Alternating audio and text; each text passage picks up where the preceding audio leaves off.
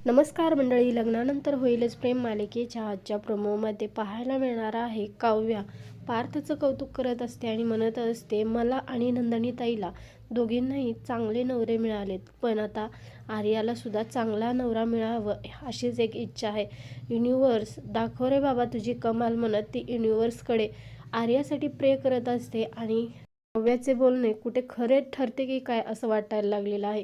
तर इथे नंदिनी आणि जीवा दोघेही गाढ झोपेत आहेत आणि जो फोटो असतो तो त्या दोघांचा तो फोटो वाऱ्याच्या झुळकेने असा जोराने खाली आपटतो आणि त्या दोघांची प्रेमाची फ्रेम ही फुटलेली असते. त्यानंतर सकाळी उठल्यावरती नंदिनी जीवाला प्रश्न विचारत असते, जीवा तुमचं खरंच माझ्यावरती प्रेम आहे ना?